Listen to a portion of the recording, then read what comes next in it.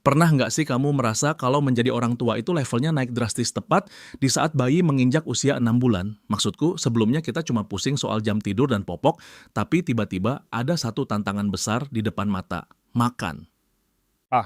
Empati. Makanan pendamping ASI. Itu momen di mana bulan madu menyusui selesai dan medan perang dapur dimulai. Serius deh, banyak orang tua yang merasa fase ini lebih menegangkan daripada saat melahirkan. Karena kalau melahirkan itu urusan dokter, tapi kalau empati, itu tanggung jawab kita penuh 3 kali sehari. Betul banget. Ada rasa takut salah, takut anak tersedak, takut gizi nggak masuk. Rasanya campur aduk. Dan jujur saja, informasinya di luar sana itu membanjir banget. Ada yang bilang menu tunggal dulu, ada yang bilang langsung menu lengkap. Sebenarnya, mindset paling dasar apa sih yang harus kita pegang saat mau mulai start di hari pertama? Mindset utamanya adalah, makan itu proses belajar, bukan sekadar transfer nutrisi. Bayangkan begini, selama 6 bulan, lidah bayi itu cuma kenal cairan. Tiba-tiba kita kenalkan benda padat. Itu shock culture buat mulut mereka. Jadi, jangan ekspektasi hari pertama langsung lahap satu mangkuk. Hari-hari pertama itu adalah tentang perkenalan rasa dan melatih otot motorik mulut. Oke, jadi jangan stres kalau dilepeh ya. Tepat sekali. Dilepeh itu belum tentu nggak suka. Bisa jadi mereka kaget dengan teksturnya atau lidahnya belum luwes mendorong makanan ke belakang. Nah, soal menu yang kamu sebut tadi, ini krusial. Dulu memang populer istilah menu tunggal. Misalnya cuman pure alpukat atau pure beras. Tapi sains terbaru, termasuk rekomendasi WHO dan IDAI, itu jelas. Menu lengkap. Menu lengkap itu berarti langsung ada karbohidrat, protein hewani, dan lemak dalam satu piring sejak suapan pertama? Betul. Sejak suapan pertama. Bayangkan kita membangun rumah. Karbohidrat itu batu batanya, tapi protein hewani itu semen dan besinya. Lemak itu, katakanlah, listriknya.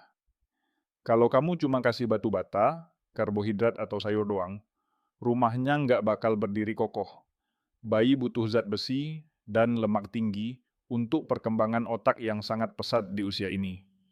Jadi, lupakan menu tunggal, langsung gaspol menu lengkap. Wah, analogi yang bagus. Jadi bubur itu bukan sekadar bubur, tapi paket komplit konstruksi otak ya. Nah, tapi ini nih yang sering bikin horor para orang tua baru. Tekstur.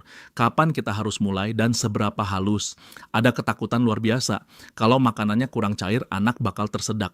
Ini ketakutan yang wajar, tapi seringkali menghambat. Kita harus bedakan antara choking, tersedak, dan gagging, refleks muntah. Gagging itu wajar, itu mekanisme keamanan tubuh supaya makanan nggak masuk saluran napas. Kalau anak seperti mau muntah sedikit, itu tandanya dia sedang belajar memetakan mulutnya. Oke, jadi kalau dia huak sedikit, jangan langsung panik dan blender lagi makanannya jadi air. Jangan, itu jebakan Batman. Kalau kita mundur terus ke tekstur cair, anak jadi malas mengunyah. Prinsipnya gini, tekstur itu harus naik kelas, secara bertahap tapi pasti. Mulai usia 6 bulan, teksturnya lumat dan kental. Ingat ya, kental. Kalau sendok dibalik, buburnya nggak langsung tumpah. Bukan encer seperti SOP. Oh, tesnya pakai sendok dibalik ya. Kalau jatuh pluk berarti pas. Iya, kalau menetes seperti air, itu terlalu encer, kalorinya kurang padat. Nah, tantangannya ada di usia 8 atau 9 bulan. Di sini banyak orang tua yang terlena dengan blender. Padahal di usia ini, tekstur harus sudah mulai kasar. Must atau dicincang halus. Kenapa harus dinaikkan? Kan kalau halus makannya lebih cepat habis. Jujur saja, kadang kita sebagai orang tua cari jalan pintas biar makan cepat selesai kan. Hahaha. Godaan jalan pintas ya. Memang lebih cepat, tapi dampaknya jangka panjang. Mengunyah itu prereq atau prasyarat untuk bicara. Otot yang dipakai untuk mengunyah daging cincang itu sama dengan otot yang dipakai untuk bilang R atau S. Kalau anak kelamaan dikasih bubur saring, otot rahangnya lemah. Nanti efeknya bisa ke speech delay atau jadi picky eater parah saat balita karena dia jijik sama tekstur kasar. Wow, sampai ke kemampuan bicara ya efeknya. Saya baru sadar korelasinya sekuat itu. Jadi, bagaimana cara teknis menaikkan tekstur tanpa bikin anak kaget? Lakukan pelan-pelan tapi konsisten. Misalnya, dari 100% disaring, coba ubah jadi 70% saring, 30% dilumat kasar pakai garpu. Campur jadi satu. Biarkan lidah anak merasakan ada grenjel-grenjel sedikit. Lama-lama, porsi yang kasarnya diperbanyak. Kuncinya di observasi. Kalau dia bisa menelan tanpa tersedak, minggu depan naikkan lagi tingkat kekasarannya. Jangan tunggu gigi tumbuh ya. Gusi bayi itu keras banget. Bisa menghancurkan daging ayam rebus sekalipun. Serius, tanpa gigi bisa makan daging? Bisa banget. Gusi mereka itu kuat. Justru dengan dikasih tekstur, gusi terangsang, pertumbuhan gigi bisa lebih optimal. Dan jangan lupa, di usia 9-10 bulan, mulai kenalkan finger food. Makanan yang bisa digenggam. Ini fase berantakan kan? Makanan di lantai, di rambut, di mana-mana. Pasti. Dan itu harus dirayakan. Saat anak memegang wortel kukus atau potongan ayam, dia belajar koordinasi mata dan tangan. Dia belajar konsep ukuran, tekstur, dan kemandirian. Kalau kita suapi terus supaya rumah bersih, kita merampas kesempatan belajar mereka. Biarkan kotor. Messy eating is happy eating. Merampas kesempatan belajar. Itu menohok sih. Kadang kita lupa kalau kenyang itu bukan satu-satunya tujuan. Tapi ngomong-ngomong soal tekstur, ada nggak sih tanda bahaya atau red flag di mana kita harus stop menaikkan tekstur dan konsultasi ke dokter? Ada. Kalau setiap kali naik tekstur anak tersedak, benar-benar tersedak sampai diam, wajah membiru, dan tidak ada suara. Itu bahaya. Atau kalau anak benar-benar menolak makan sama sekali, setiap kali ada tekstur kasar selama berminggu-minggu, mungkin ada masalah sensori atau anatomis, seperti tongue tie. Di situ baru kita butuh bantuan ahli. Tapi kalau cuma dilebeh sesekali atau diemut lama, itu wajar. Itu bagian dari latihan. Jadi kuncinya sabar dan tega sedikit ya. Tega yang terukur. Tega demi kebaikan. Kita nggak mau kan punya anak SD yang makannya harus di blender. Proses ini butuh waktu. Ingat, makan adalah petualangan sensorik. Libatkan semua indera. Mata melihat warna-warni sayur, hidung mencium aroma tumisan bawang, tangan meraba tekstur, dan lidah mengecap rasa.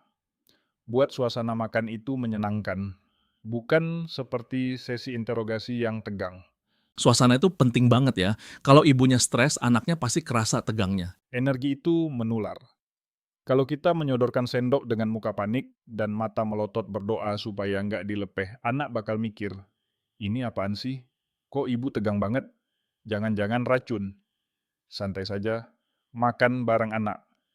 Tunjukkan kalau kita juga menikmati makanan itu. Anak adalah peniru ulung. Betul juga, monkey see, monkey do. Kalau kita makan sayur dengan lahap, mereka akan penasaran. Wah, obrolan ini daging semua isinya, pun intended. Dari gizi makro, konstruksi otak, sampai filosofi kotor-kotoran demi kemandirian. Hahaha, benar. Intinya, empati itu perjalanan panjang. Akan ada hari di mana anak makan lahap, ada hari di mana dia mingkem total atau GTM, gerakan tutup mulut. Itu bukan rapor merah buat orang tua. Itu dinamika manusia biasa. Kita aja kadang nggak nafsu makan, kan? Setuju, kita harus lebih welas asih sama diri sendiri sebagai orang tua. Nggak ada empati yang sempurna. Yang ada adalah empati yang diusahakan dengan cinta dan ilmu yang tepat. Sepakat. Dan ngomong-ngomong soal ilmu, diskusi kita hari ini rasanya sayang banget kalau berhenti di sini. Banyak banget orang tua di luar sana yang mungkin lagi nangis di pojokan dapur karena anaknya GTM atau bingung soal tekstur. Bener banget. Jadi buat teman-teman yang merasa tercerahkan atau setidaknya jadi lebih tenang setelah dengar obrolan ini, tolong banget untuk tekan tombol like. Itu hal kecil tapi ngebantu banget supaya algoritma menyebarkan info ini ke orang tua lain yang butuh. Dan jangan cuma disimpan sendiri. Share episode ini ke grup WhatsApp keluarga, ke teman yang baru lahiran, atau ke suami, istri kalian, biar satu visi misinya.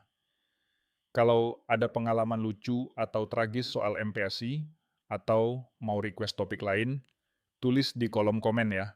Kami bacain loh. Pastinya. Dan yang paling penting jangan lupa subscribe dan nyalakan loncengnya. Karena di episode berikutnya kita bakal bahas topik yang nggak kalah seru dan mungkin lebih mind-blowing lagi seputar dunia parenting dan kesehatan anak. Kita akan terus belajar bareng, tumbuh bareng, jadi pastikan kalian nggak ketinggalan. Terima kasih sudah mendengarkan. Ingat, empati bukan kompetisi siapa yang paling cepat habis atau paling bersih. Ini tentang membangun hubungan sehat anak dengan makanan seumur hidupnya. Nikmati setiap suapan, nikmati setiap lepehan, dan nikmati setiap kekacauannya. Sampai jumpa di episode berikutnya. Sampai jumpa.